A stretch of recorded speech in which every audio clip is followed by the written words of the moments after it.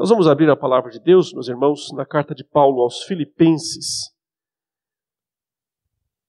Nós estamos fazendo a exposição nesse momento sem usar a máscara, mas com um bom distanciamento. Os irmãos que acompanham pela televisão não podem ver, mas nós estamos bem distantes dos primeiros bancos aqui, das primeiras pessoas sentadas.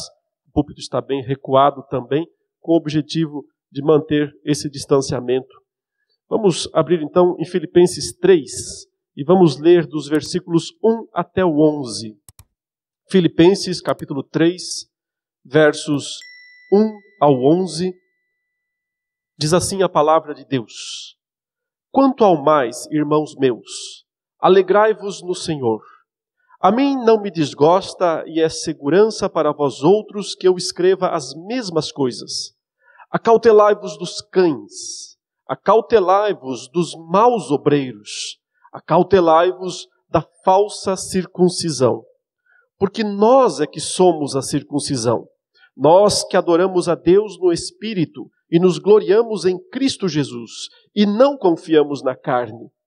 Bem que eu poderia confiar também na carne. Se qualquer outro pensa que pode confiar na carne, eu ainda mais.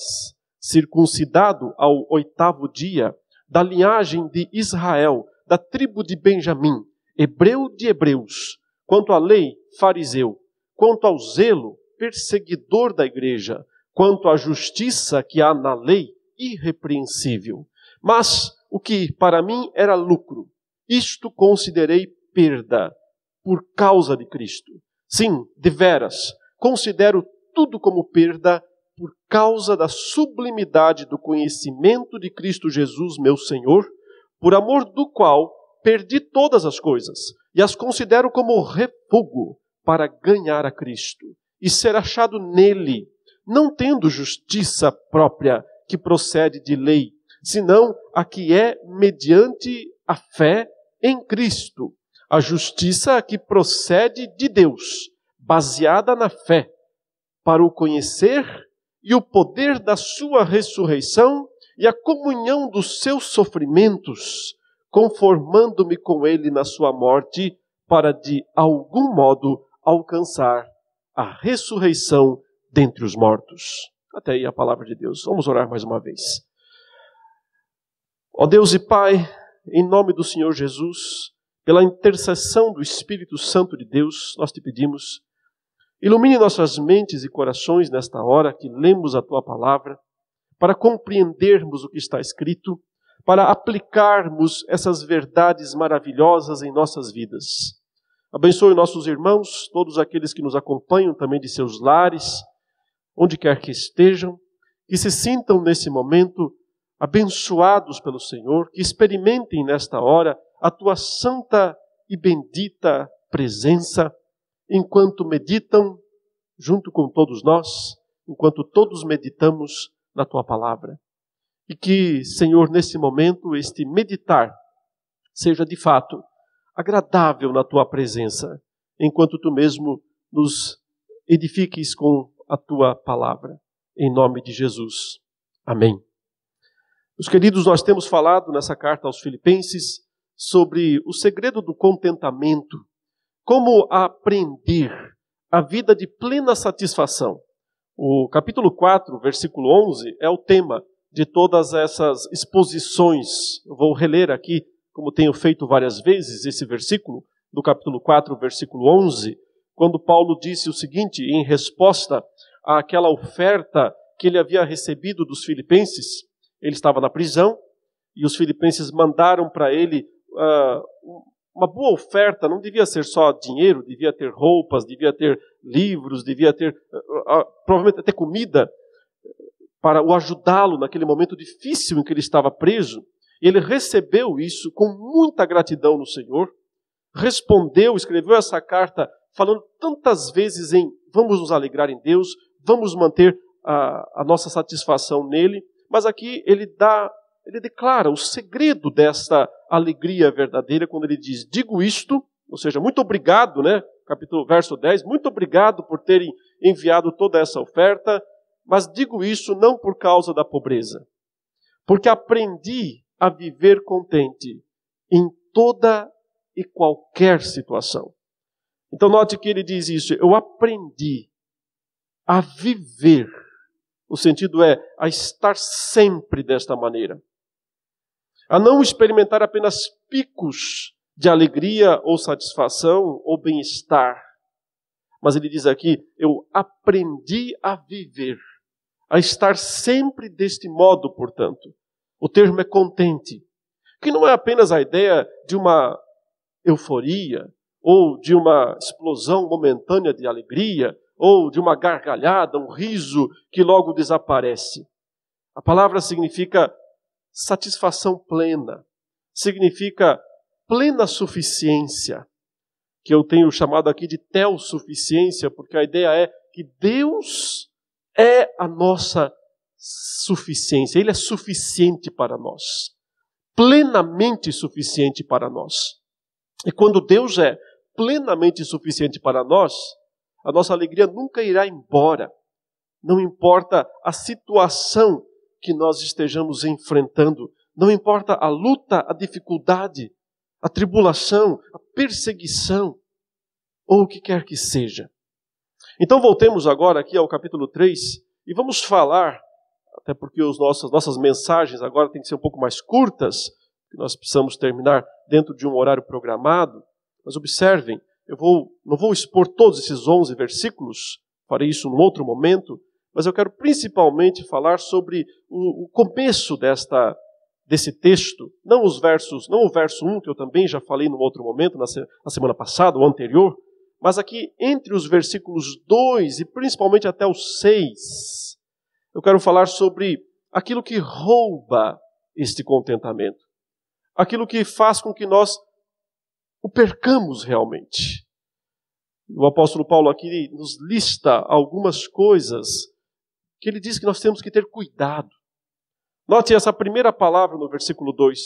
Acautelai-vos. Tomem cuidado. É uma palavra muito forte.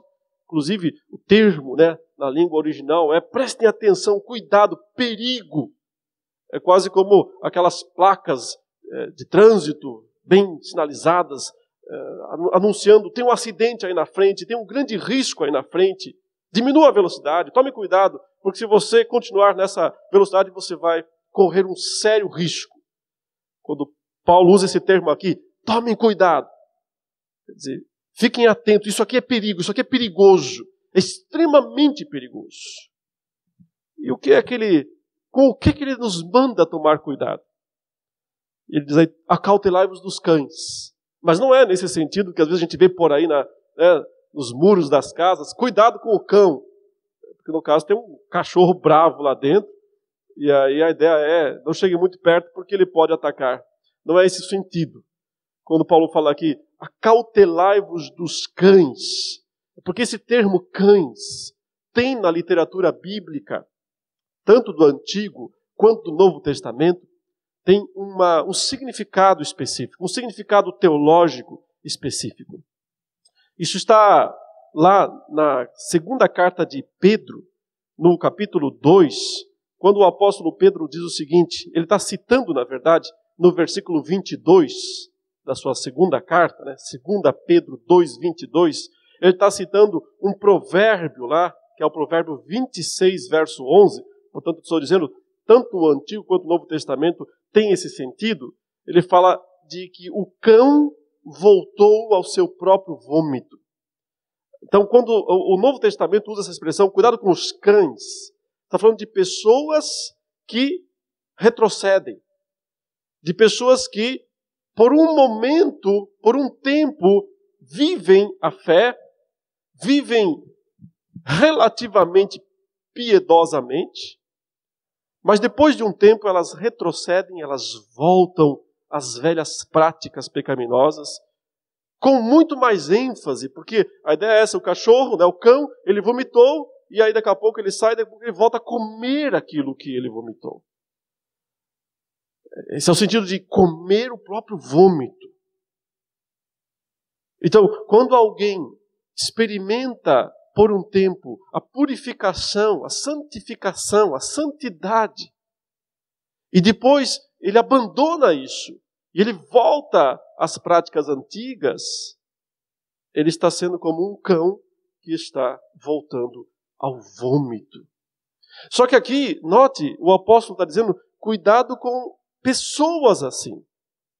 Porque pessoas assim são as que mais tendem a nos desanimar. São as que mais tendem a roubar a nossa suficiência em Deus, o nosso contentamento em Deus. E é por isso que Paulo diz, acautelai-vos dos cães.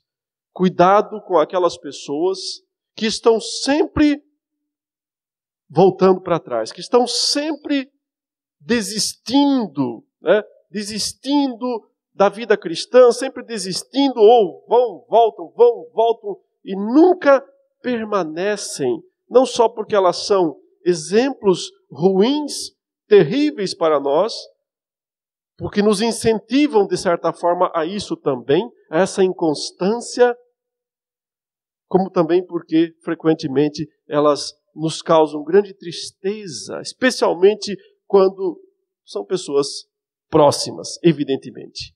Então, esse é o primeiro termo aqui, cães, cuidado com os cães, cuidado com os ladrões da nossa alegria, do nosso contentamento, da nossa suficiência em Deus. Mas, em segundo lugar, ele diz também o quê? Acautelai-vos dos maus obreiros. Dos maus obreiros. Dos maus evangelistas. Dos maus pregadores. Dos falsos pregadores, portanto, dos falsos mestres. Dos falsos obreiros. Porque esses também estão aí na lista dos que eu posso chamar de ladrões do contentamento. Ladrões da suficiência que nós temos em Deus. Porque uma vez que eles pregam um evangelho falso, um evangelho adulterado, um evangelho modificado, e o evangelho é a fonte de toda alegria verdadeira, consequentemente, quando as pessoas seguem as pregações falsas, estão seguindo por um caminho de falsa alegria, de falso contentamento. Em geral, se você vê, né, os profetas do Antigo Testamento, e você percebe a diferença entre os profetas verdadeiros e os profetas falsos. E qual é, basicamente, né, a diferença entre os profetas verdadeiros e os profetas falsos? Claro que tem a ver com os verdadeiros foram chamados por Deus, Deus os chamou, Deus, né, os capacitou a fazer a obra, a fazer a missão. Sim, mas eu estou falando do que falam, do que eles proclamavam, do que eles anunciavam. E qual era a diferença? A diferença é que, em geral, os profetas verdadeiros não tinham mensagens muito divertidas. Não tinham mensagens muito cheias de satisfação para os ouvintes. Em geral, os profetas do Antigo Testamento, os verdadeiros, traziam, na maior parte das vezes, mensagens pesadas, mensagens duras, mensagens onde eles mostravam a santidade de Deus e a pecaminosidade dos homens. E então chamavam os homens ao arrependimento, à mudança, à consagração. Mas ninguém gosta de ouvir isso por muito tempo. Não é uma mensagem que satisfaz o ego, que satisfaz o coração. Frequentemente os anúncios que os profetas faziam no Antigo Testamento eram basicamente dizendo assim, povo de Deus. Isso falando para o povo de Israel, né? Se vocês não se arrependerem, se vocês não mudarem, o Senhor vai discipliná-los. O que eles diziam aos reis, olha, se vocês não mudarem a conduta de vocês, Deus vai discipliná-los. E por isso os reis preferiam se cercar de outros profetas. Profetas que fizessem o quê? Anunciassem o que eles queriam ouvir. Anunciassem, trouxessem pregações anúncios, profecias, que as pessoas desejavam. Uma das grandes acusações contra os falsos profetas é que eles diziam o quê? Paz, paz. Quando não há paz. Ou seja, eles diziam ao povo, está tudo bem, vai ficar tudo bem. Aliás, esse é o discurso de hoje em dia, né? Vai passar, vai passar. Eu já não aguento mais ouvir esse vai passar na televisão. Vai ficar tudo bem. Quando não ia ficar tudo bem. Porque, na verdade, Deus ia, e como o fez, né, disciplinar o povo. O exílio babilônico foi a grande disciplina. Que os falsos profetas negavam a possibilidade. Jamais Deus vai fazer isso com o seu povo. Jamais Deus vai abandonar esse templo. Está vendo esse templo? O templo de Israel, ele está aqui. Ele é precioso para Deus. Deus nunca vai abandoná-lo. E ao menos por duas vezes, não ficou ali pedra sobre pedra. A primeira vez, quando Nabucodonosor veio em 586 a.C., e destruiu tudo. E a segunda vez, como o próprio Cristo disse, olhando para aquele templo reconstruído, destruído por Nabucodonosor, reconstruído em várias instâncias aí no período intertestamentário, e finalmente Cristo olha para o templo e diz assim, esse templo aí não ficará aqui pedra sobre pedra que não seja derribada. Vai virar pó, como virou no ano 70 do primeiro século. O grande problema dos maus obreiros é que como eles, e porque eles pregam por interesse pessoal e não visando a salvação e a santificação das pessoas, então eles vão entregar mensagens que as pessoas queiram. E as pessoas vão gostar dessas mensagens. Esse é o grande problema dos maus obreiros. Eles não estão interessados na salvação das pessoas. Eles estão interessados em construir impérios. Estão interessados em ter status e poder e influência e dinheiro. E, portanto, eles não vão anunciar o que Deus quer que seja anunciado. E, portanto, eles vão produzir uma alegria falsa e perigosa nas pessoas. Uma alegria falsa e perigosa. E aí está o segundo grande ladrão do verdadeiro contentamento, da verdadeira alegria no Senhor. No capítulo 1 mesmo desta carta, o apóstolo Paulo mencionou alguns pregadores que ele disse que pregavam por interesse pessoal. Sempre veremos esses, meus irmãos, dentro e fora da igreja. E, portanto, é necessário ter cuidado com eles. É isso que Paulo fala aqui. Acautelai-vos. Tomem cuidado.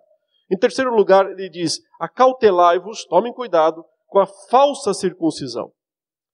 E é claro que, notem, esses três casos podem se aplicar à mesma situação, à mesma pessoa. Eu apenas os distingui aqui por questão didática, né?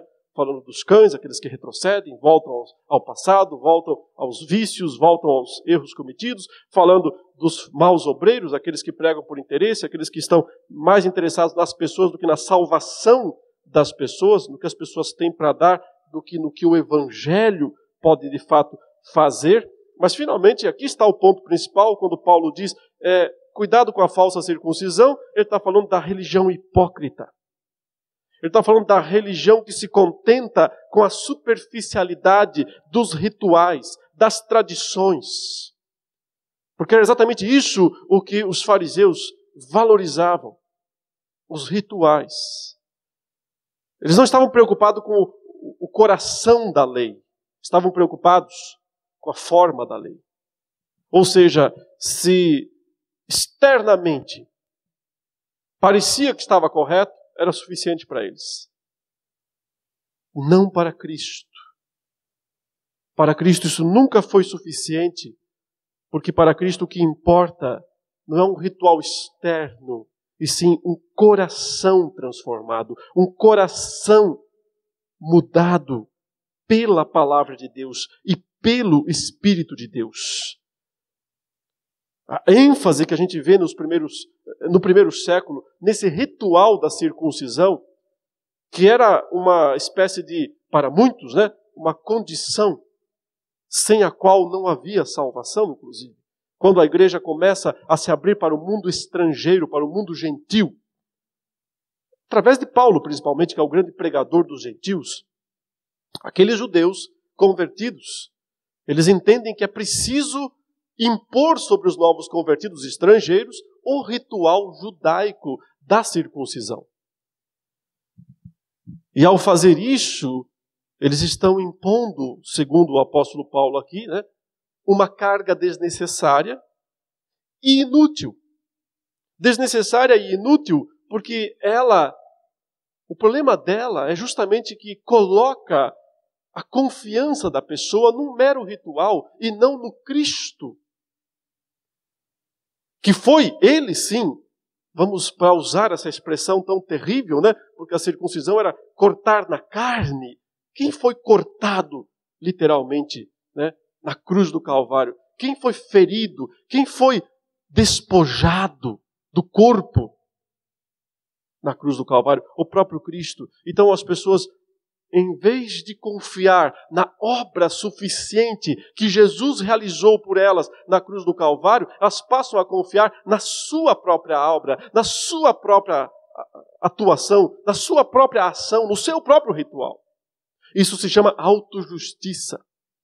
Autojustiça. E meus irmãos, se formos fazer uma lista das coisas, das práticas, das ações que vão manter as pessoas fora do céu, em primeiro lugar estará a autojustiça.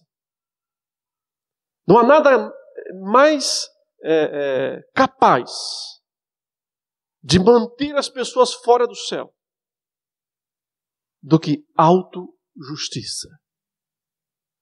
Porque quem confia na autojustiça não confia na justiça de Cristo. E sem confiar na justiça de Cristo é totalmente impossível, simplesmente impossível ser salvo.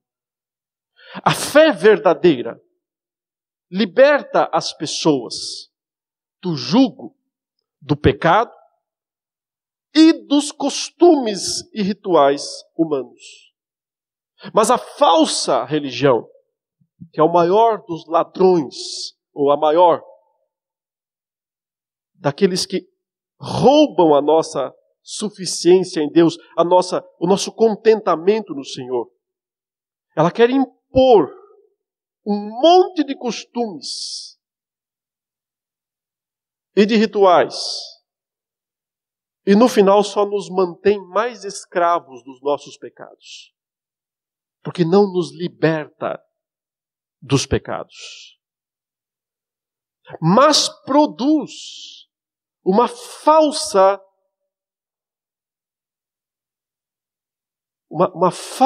falso sentimento ou uma falsa sensação de satisfação, porque é uma satisfação baseada no legalismo. Mas intimamente, uma pessoa assim jamais será satisfeita. E lá no fundo ela sabe. Ela jamais será satisfeita. Porque ela carrega dois fardos. O primeiro fardo é o das próprias imposições humanas. O fardo do legalismo, o fardo dos rituais, o fardo das exigências infindáveis. Mas ela carrega mais um fardo, as pedras, para atirar naqueles que não fazem o que ela faz.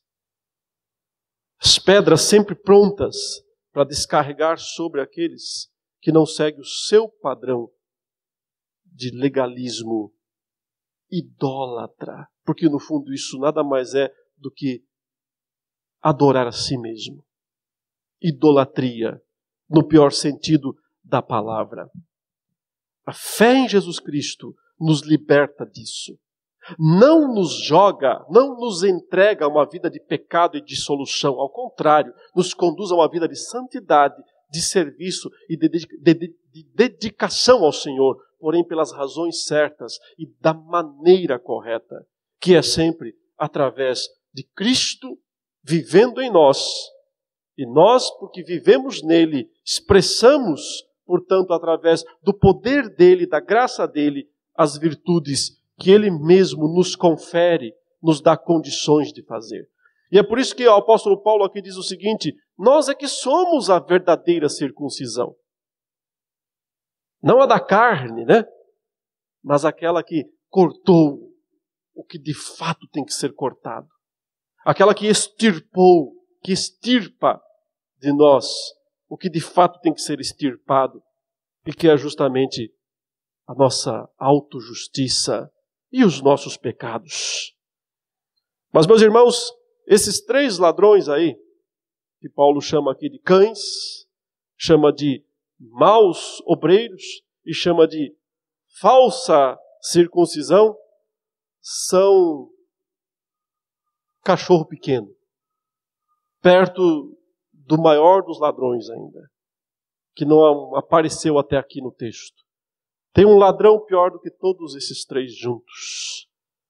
E qual é esse ladrão? Esse ladrão da nossa alegria, do nosso contentamento em Deus. E esse eu vou só introduzir hoje rapidamente, porque eu falarei mais dele nas próximas semanas. Mas está aqui no finalzinho do versículo 3 e nos versículos 4 em diante, quando ele diz que nós é que somos a circuncisão verdadeira, nós que adoramos a Deus no Espírito e nos gloriamos em Cristo Jesus, e aí essa expressão, e não confiamos na carne. E aí o apóstolo Paulo passa a dizer, bem que eu poderia confiar também na carne. Se qualquer outro pensa que pode confiar na carne, eu ainda mais. E então ele passa a listar o seu currículo, a sua trajetória desde o começo. Ele diz, eu, circuncidado ao 8º dia, eu que sou da linhagem de Israel, eu que sou da tribo de Benjamim, que sou hebreu puro, ele diz aqui, hebreu de hebreus, sangue puro. Quanto à lei, fariseu. Quanto ao zelo, perseguidor da igreja. Quanto à justiça que há na lei, irrepreensível. Mas o que para mim era lucro, isso considerei perda por causa de Cristo Jesus. Aqui, queridos, está o maior dos ladrões. Somos nós mesmos. Não são os outros. Os outros são ladrões também, mas o pior ladrão do nosso contentamento, da nossa alegria no Senhor, somos nós mesmos. Quando temos visões equivocadas a respeito de nós mesmos, visões equivocadas a respeito do que é prioridade na nossa vida. Veja que aqui o apóstolo Paulo está mostrando como a sua lista de prioridades se inverteu depois de um tempo. Mas antes, o que lhe trazia satisfação, o que lhe trazia confiança, ele diz, eram as coisas supérfluas. E não há nada que possa destruir mais a nossa alegria, o nosso contentamento, a nossa suficiência em Deus, do que colocar no topo das nossas prioridades as coisas supérfluas e na base as essenciais. No topo ou na frente, as coisas temporárias, em último lugar, as eternas. Colocar como objetivo máximo as coisas visíveis, como diz Paulo, e deixar as invisíveis, que são as eternas, lá para o final. Paulo está falando aqui da sua própria vida, da sua trajetória e daquilo que antes de conhecer a Cristo ele achava que tinha valor, Porque as expressões aqui apontam para valor e falta de valor o tempo todo. O que era lucro, agora é perda. O que era precioso não vale nada. Portanto, ele está falando daquilo que nós valorizamos, daquilo que nós atribuímos valor, aquilo que nós consideramos como mais precioso. Cristo disse isso também. Onde está o teu tesouro? Ele perguntava. Ele admoestava. Qual é o seu tesouro? Porque onde estiver o teu tesouro, aí estará também, Jesus dizia, o teu coração. Especialmente Paulo está falando aqui do seu status, do seu nascimento, da sua estirpe religiosa, racial. Os judeus e todas as pessoas naqueles dias valorizavam muito essas coisas. Mas para Deus elas não valem nada. Paulo se apegava àquelas coisas no passado como um modo de manter sua justiça própria. Esse senso de autojustiça, ou seja, as coisas que eu faço é que são as certas. E como eu disse, autojustiça é sem dúvida o sentimento que vem em primeiro lugar na lista das atitudes que mantém uma pessoa fora do céu. Mas quando ele entendeu que aquelas coisas não valiam nada, ele passou a dar os devidos nomes. Ele passou a dar os devidos títulos. E não são títulos bonitos. Porque ele os chama aqui de esterco, refúgio, lixo. Ele aprendeu a dar os devidos títulos para as coisas que não valem nada, que não podem nos fazer felizes. Quando o Senhor Jesus contou a parábola do filho pródigo, ele fez questão de dizer que no fim da história o jovem estava lá tentando comer os restos da comida dos porcos. Mas às vezes demora para nós entendermos e darmos o título correto para aquilo em que nos apegamos e achamos que vai produzir em nós a alegria verdadeira, a satisfação verdadeira. Na sequência, isso ficará para outra exposição, o apóstolo Paulo fala, então sim, do que é a essência do contentamento cristão. E tem a ver somente com uma coisa, ou melhor, com uma pessoa, e essa pessoa é Cristo. Cristo, Cristo. A identificação com Cristo, passar por todas as experiências imitando Cristo, morrer, ressuscitar. Espiritualmente ele está falando, é claro. Tudo isso aconteceu fisicamente com Jesus, mas acontece hoje espiritualmente conosco. E nessa identificação, o se assemelhar a Cristo, é que nós vamos aprendendo o que é refúgio e o que é de fato precioso. Então, irmãos, cuidado com os ladrões da verdadeira satisfação. Cuidado com os cães. Cuidado com os maus obreiros. Cuidado com a falsa religião. Mas, acima de tudo, cuidado com você mesmo. Quando suas prioridades estão invertidas, quando os seus valores não são os valores de Deus e os valores de Cristo Jesus. Porque isso vai, infelizmente, inviabilizar a sua satisfação em Cristo Jesus. Vamos orar e em seguida cantar o último cântico deste culto nesta manhã.